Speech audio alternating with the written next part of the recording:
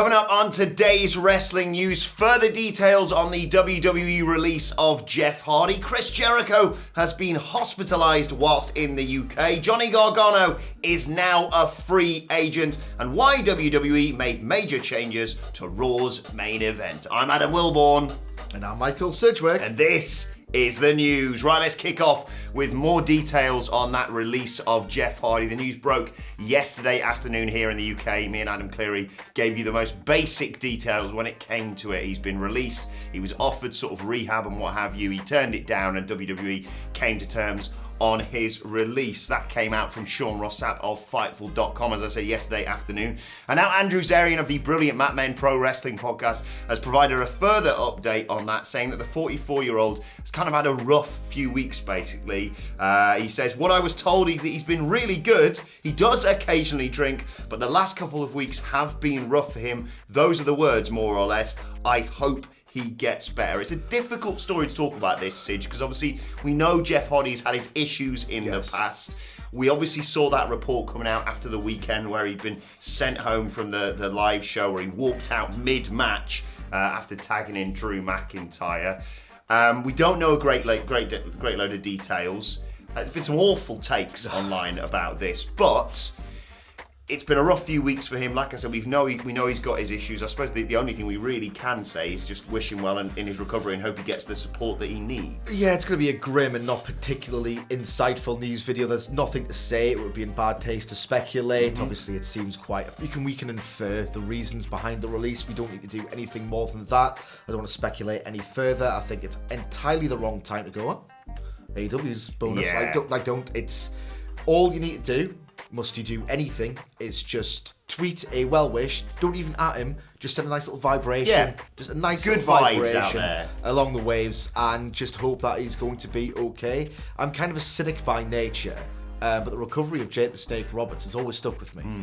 Especially in an industry. When I'm 36 years old, I grew up watching professional wrestling from about 1990 onwards, and the stars of that generation, like, it's a harrowing omni tragedy, if you like. But Jake the Snake Roberts is there as an example and an illustration that something as horrible as addiction, which has affected me very, very personally and closely, can in fact be overcome. I know people in my real life who've managed it. I know people who I used to watch on television who've managed it. So I hope in any which way it can happen for Jeff, it does. Yeah, I think it's silly of people to be quite dismissive of this, and I saw, like I said, awful takes that I'm not even going to mention here online off the back of this. This isn't about him being with WWE, this isn't about WWE releases, this isn't about AEW, this is about Jeff getting the help that he needs, and we wish him well in his recovery with that. Like you say, it's a very difficult issue, and it's far too easy for people to sit here and judge from their sort of ivory towers, when in reality it's a lifelong issue, if we're perfectly honest. So yeah, best of luck to Jeff Hardy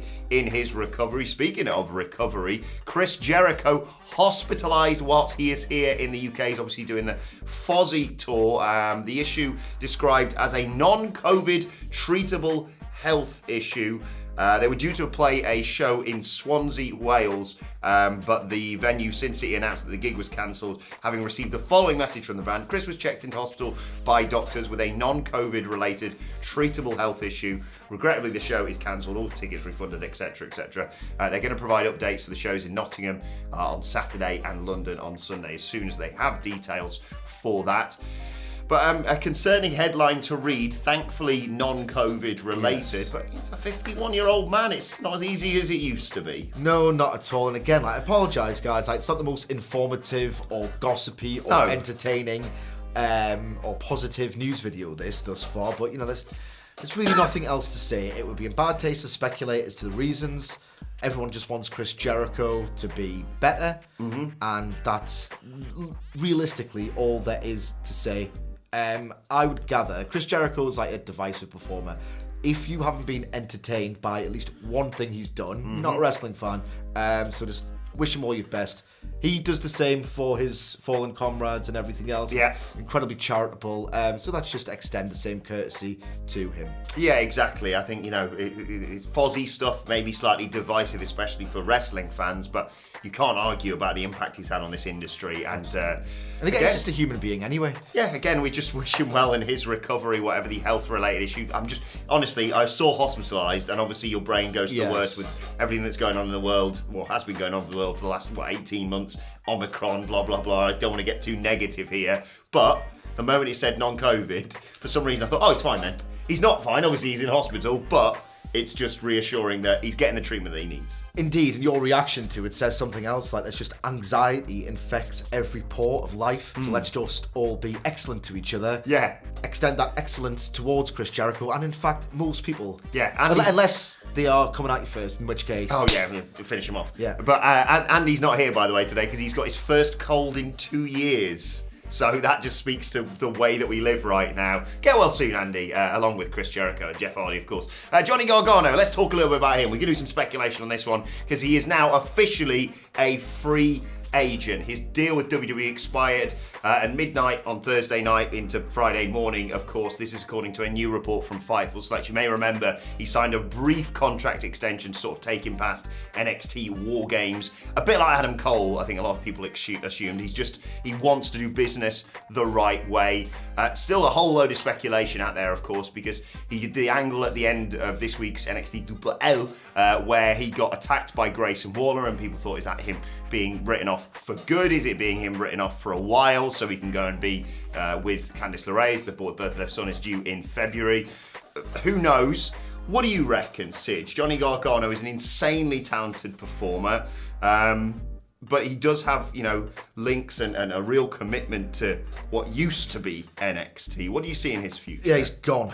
He's absolutely gone. If in fact a lot of you might not be 65 years old, so you might not have watched NXT 2.0 on Tuesday night. But for those who missed it, Johnny Gargano cut this heartfelt promo. It was really genuinely good. Yeah. The production canned-in noise kind of ruined it a little bit, but it was an excellent promo from Gargano, and he sold a hell of a beatdown to get Grayson Waller over. Yeah. In the aftermath of which, it wasn't made clear whether... Is this like an angle, or is it just a way? Because he's already done business like twice on the way out. He lost to Braun Breaker. His team lost at War Games, and now he's just been beaten out of the territory. My initial feeling, and I don't know for sure, but my guess would be if in fact he's taken some time off and he's building towards a grudge match with Grayson Waller, why wouldn't he make some money while he could do it? He had leverage in these negotiations. They really wanted to keep him. He could have said, look, I want some time off, and you can pay me while I take that time off, and I'll do business with Grayson Waller in this wider attempt to get this younger generation over. He's not doing that for free, therefore he is not doing it unless he's a very stupid man. And I think Johnny Gargano is one of the cleverest operators in all of pro wrestling right now. I firmly expect him to turn up in AEW at some point or another.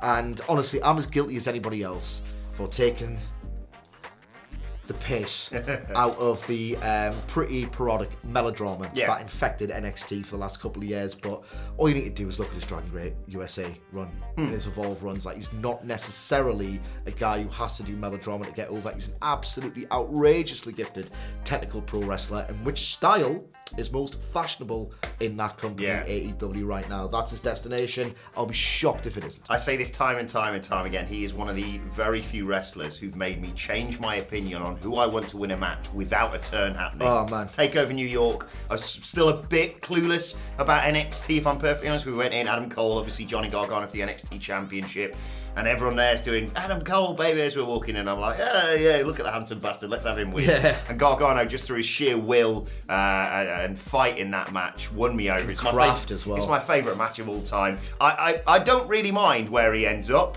as long as he's happy. I think he probably would be best utilised in AEW. I know people have speculated whether he's going to pop up in the bloody Royal Rumble. Like you say, I don't know why they wouldn't just re-sign him if he was going to stick around in WWE. Well, he's got the leverage. He could have just said, look, pay us for a while. Yeah, Candice LeRae's contract runs out in the spring, I think.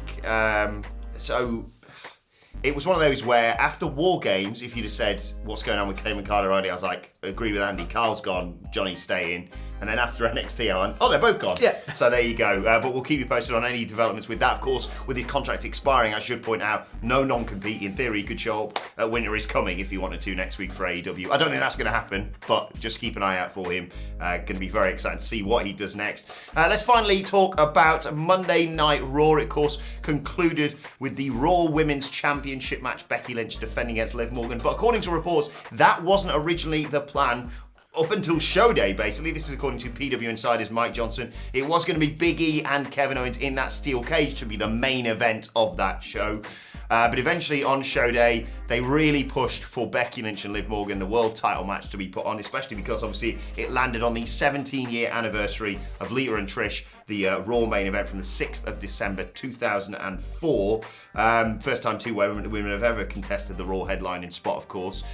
It was something they, I assume, realised on the day and hastily put together those video packages linking the two. And to be honest, you know, we review this obviously every week, WhatCulture Wrestling, wherever you get your podcasts from. We were slightly indifferent towards the steel cage match, and we quite enjoyed the title match. I think, you know, yes, the ratings are what they are, but I thought that was the right decision. Are you telling me plans changed? I am indeed saying plans changed on Monday Night Raw, on show day of all times. It's a nice thing to do until you actually remember what it was like to watch WWE at the time of the first Raw Women's main event. It is put over as this milestone, right? It kind of pisses me off a little bit. It was a great individual career achievement from Trish and Lita. I'm not denying that. They earned the hell out of it, and it was a cracking match full of drama. Some really good improvisation as well. It's really, really great. But they had the Diva Surge that same year. Yeah. Like, Vince McMahon was like just trying to shag every diva the year after. Like, it. No. That was. You're not having it. You're not having that achievement. That was, I think, the start of the Women's Revolution, if I'm not mistaken. December 2004. We all remember nothing after that ever went terribly wrong for women in WWE. No. Anyway, let's move on to your Twitter questions at WhatCulture WWE. Of course, we want to get in touch with us. First question today comes from Black Hammer, who says, I was thinking CM Punk and MJF would have their match at Winter is Coming, but that doesn't seem to be the way now. When do you think their match will be, and what are they going to do until then? Well, keep doing more angles. Maybe stuff with Larry, but I'm a ghoul. Right? Oh. Okay, I'm a ghoul. Like, don't show Larry. Just get like some kind of like piped-in noise of a dog barking. You know? Mm-hmm. Something like that. I'm completely lost in the main event picture. Not that it's bad, I just think it's so captivating and multi-stranded. Like, Adam Cole's racking up loads of singles wins. I think I had it nailed on that Adam Cole versus Hangman Page would be the Revolution main event, with the idea that Adam Cole's winning loads. There's a mint story to tell, given their fascinating backstory.